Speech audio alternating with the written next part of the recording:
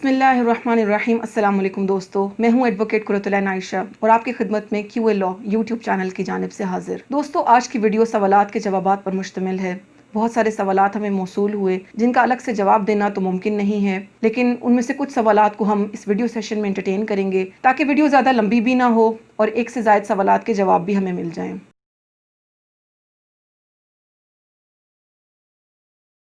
دوستو، سوالات میں سے جو پہلے دو سوال ہیں وہ طلاق کے حوالے سے ہیں، تو میں آپ لوگوں کو ایک اوور ویو اس سیکشن کا دینا چاہوں گی جو کہ دا مسلم فیملی لا آرڈیننس 1961 میں سیکشن 7 میں طلاق کے حوالے سے بیان کیا گیا ہے۔ Section 7 of the Muslim family law ordinance 1961 ہمیں یہ بتاتا ہے کہ اگر کوئی شخص اپنی بیوی کو طلاق دینے کا ارادہ کرتا ہے تو ڈائیورس ڈیڈ کی ایک کاپی جہاں وہ اپنی وائف کو بھجوائے گا، ایک کاپی اس کو چیئرمین یونین کاؤنسل کو بھی دینی پڑے گی۔ یعنی کہ یہ وہ نوٹس ہے جو سیکشن 7 سب سیکشن 1 میں قانون نے ہم پر لازم قرار دیا ہے۔ یہ نوٹس جمع کرانا مینڈیٹری ہے۔ اگر کوئی شخص چیئرمین یونین کاؤنسل کو یہ نوٹس جمع نہیں کرواتا تو قانون نے اس کے لیے پینلٹی رکھی ہے، یعنی کہ ایک پینل سیکشن رکھ دیا کہ جو شخص اس سب سیکشن کی وائلیشن کرے گا اس کو 1 سال تک سزا اور 5,000 تک جرمانہ بھی ہو سکتا ہے۔ دوستو، طلاق اور نکاح بھلے شریعت کا معاملہ ہے، مگر جس ملک میں ہم رہتے ہیں اس ملک کے قانون کی پاسداری کرنا بھی ہم پر لازم ہے، اور قانون کے مطابق یہ نوٹس چیئرمین یونین کاؤنسل کو دینا مینڈیٹری ہے۔ لیکن اگر کوئی شخص یہ نوٹس نہیں دے گا تو کیا اس کی طلاق افیکٹو نہیں ہوگی؟ یہ وہ سوال ہے جو کہ ہمارے دو بھائی ہیں، انہوں نے سوال پوچھا، یہ اس سے ملتا جلتا سوال ہے اور ان کے جوابات بھی ایک جیسے ہیں۔ طلاق کی رجسٹریشن کروانا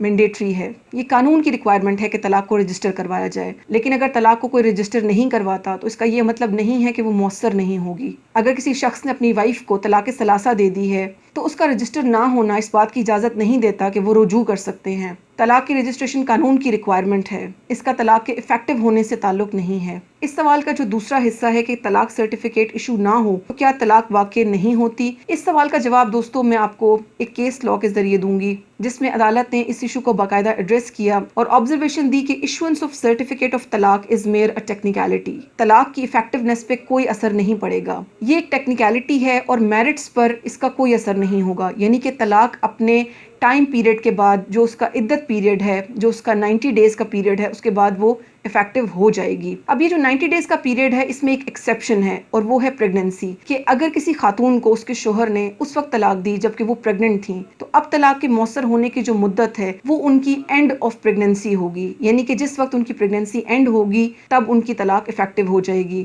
قطع نظر اس کے کہ وہ 10 دن بعد ہوتی ہے یا وہ 8 ماہ بعد ہوتی ہے۔ اب اس کے اوپر 90 ڈیز والا رول اپلیکیبل نہیں ہوگا۔ دوستو، دوسرا سوال یہ ہے کہ کیا طلاق تفویض اور خلا ایک ہی ہیں، اور کیا طلاق تفویض میں بھی خلا کی طرح عورت کو حق مہر واپس کرنا پڑے گا یا نہیں؟ دوستو، اس سوال کا جواب بھی میں ایک عدالتی نظیر سے ہی آپ لوگوں کو دوں گی، اور یہ ہے 2013 CLC 1625، جس میں عدالت نے یہ آبزرو کیا کہ میرج ڈیزولوڈ ڈیو ٹو طلاق تفویض can not be termed as خلا۔ طلاق تفویض خلا نہیں ہے، طلاق تفویض طلاق ہے، بالکل ایسے جیسے ایک خامند اپنی بیوی کو طلاق دیتا ہے۔ طلاق تفویض میں چونکہ مرد نے اپنا رائٹ عورت کو تفویض کیا ہے، اب وہ عورت سے کسی بھی قسم کا مہر واپس لینے کا مجاز نہیں ہے، اس پر ایگزیکٹلی وہی ٹرمز اپلیکیبل ہوں گی جو طلاق پر ہوتی ہیں۔ جس طرح جب کوئی شوہر اپنی بیوی کو طلاق دیتا ہے تو وہ اس سے حق مہر میں کچھ بھی واپس لینے کا مجاز نہیں ہوتا، نہ ہی وہ تحفے تحائف اس سے واپس لے سکتا ہے۔ اسی طرح جب عورت طلاق تفویض تو اس پر خلا کے رولز اپلائی نہیں کریں گے اور اس کو حق مہر واپس کرنا نہیں پڑے گا۔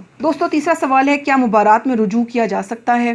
جیسے کہ ہم نے اپنی پچھلی ویڈیوز میں ڈسکس کیا کہ طلاق رجعی کیا ہے، طلاق بدعت، طلاق احسن، طلاق بائن کب ہو جاتی ہے، یہ تمام چیزیں ہم اپنی پچھلی ویڈیوز میں ڈسکس کر چکے ہیں۔ اسی طرح ہم نے دیکھا مبارات، وہ ڈائیورس جو میوچل کنسنٹ کے ساتھ کی جاتی ہے۔ کوئی بھی ایگریمنٹ یا کانٹریکٹ جب میوچل کنسنٹ کے ساتھ ختم کر دیا جاتا ہے تو اب اس کا ختم کرنا irrevocable ہوتا ہے، یعنی کہ اب اس کو ریووک نہیں کیا جا سکتا۔ مبارات بھی ایسی ڈائیورس یا ایسی طلاق ہے جو کہ میوچل کنسنٹ کے ساتھ کی جاتی ہے۔ اس حوالے سے بھی عدالت نے 2000 MLD 173 میں یہ آبزرو کیا کہ میوچل کنسنٹ سے کی گئی ڈائیورس irrevocable ہے، یعنی کہ اب اس میں رجوع نہیں کیا جا سکتا۔ دونوں پارٹیز نے اپنی رضامندی کے ساتھ اس میرج کو ڈیزولو کیا ہے، اس نکاح کی تنسیخ کی ہے، اس شادی کو ختم کیا ہے، اب اس میں رجوع نہیں کیا جا سکتا۔ دوستو، اگلا سوال یہ ہے کہ عدالت نے خلا میں یک طرفہ کارروائی کر کے ڈگری پاس کر دی ہے، کیا طلاق واقع ہو گئی ہے یا نہیں؟ دوستو، اس موضوع کو ہم نے اپنی پچھلی ویڈیوز میں بہت ڈیٹیل سے ڈسکس کیا کہ خلا ایک طلاق کے برابر ہے. قرآنک ریفرنسز بھی دیکھے، احادیث بھی دیکھیں اور قانون پر بھی نظر ڈالی.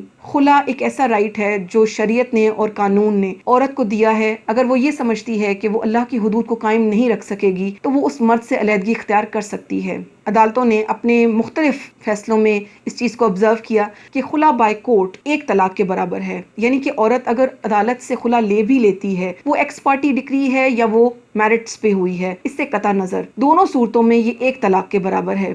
اور اگر وہ دونوں آپس میں رجوع کر لیتے ہیں تو نکاح is as good as any thing. یعنی کہ اب وہ دونوں بالکل ویسے ہی میاں بیوی ہیں، ویسے ہی رہ سکتے ہیں جیسے وہ پہلے رہ رہے تھے. خلا طلاق ثلاثہ نہیں ہے کہ اس کے بعد آپ رجوع نہیں کر سکتے یا طلاق ہو گئی ہے. خلا از اکول ٹو 1 طلاق، اس کے بعد بھی آپ رجوع کر سکتے ہیں اور اپنی میرٹل لائف کو کنٹینیو کر سکتے ہیں. دوستو آخری سوال یہ ہے کہ دوسری شادی کی اجازت لینا لازمی نہیں رہا. کیا یہ سچ ہے؟ دوستو دوسری شادی کے حوالے سے ہم نے پہلے بھی ایک دفعہ ڈسکس کیا کہ پولیگمی یا ایک سے زائد شادیوں کی شریعت میں اجازت ہے. قانون بھی اس کو منع نہیں کرتا. قانون نے اس کے اندر جو ریسٹرکشنز لگائی ہیں وہ صرف اور صرف اس بات کو میک شور کرنے کے لیے لگائی ہیں کہ کسی کے ساتھ زیادتی نہ ہو. یہ سوال بہت زیادہ پوچھا جا رہا ہے کہ اسلامی نظریاتی کونسل نے جو بل پاس کیا جس میں دوسری شادی کے حوالے سے یہ اوپینین پیش کیا گیا کہ اب پہلی بیوی سے اجازت لینا لازمی نہیں رہا، تو اس پہ بہت زیادہ سیلیبریشنز ہو رہی ہیں اور مرد حضرات بہت زیادہ خوش ہیں. تو ان کو میں گوش گزار کر دوں کہ یہ ابھی تک صرف ایک بل ہے اور ابھی تک یہ قانون نہیں بنا، اور جب تک یہ قانون نہیں بنتا تب تک آپ کو دوسری شادی کرنے کے لیے اپنی پہلی بیوی سے اجازت لینا لازمی ہے. ویسے قانون اور انفارمل ٹاک سے ہٹ کر میرے ذہن میں ہمیشہ ایک سوال اٹھتا ہے کہ جب کوئی سیریس ایشو کی بات کرتے ہیں، جب فائنینشیل میٹرز کی بات ہوتی ہے، انٹرسٹ کی بات ہوتی ہے، تو وہاں پر ہم میں سے کوئی بھی اپنی آواز بلند نہیں کرتا کہ یہ شریعت کے خلاف ہے، شریعت نے تو اس کو منع کیا ہے، قانون کیسے اس کو الاؤ کر رہا ہے. لیکن جیسے ہی دوسری شادی کی بات آتی ہے تو فوراً ہم شریعت کا اجازت نامہ لے کر سامنے آ جاتے ہیں اس دلیل کے ساتھ کہ اگر شریعت اجازت دیتی ہے تو قانون کس طرح منع کر سکتا ہے. اگر آپ اس آیت پر غور کریں جس میں اللہ تعالیٰ نے اجازت دی ہے تو اس آیت میں ایک ایکسیپشن ہے کہ آپ 4 شادیاں کر سکتے ہیں اگر آپ ان بیویوں میں انصاف کر سکیں. تو ہم نے صرف لائبلٹیز اکٹھی نہیں کرنی، ہم نے ان تمام لائبلٹیز کو آنسر بھی کرنا ہے. دوسری شادی ضرور کیجئے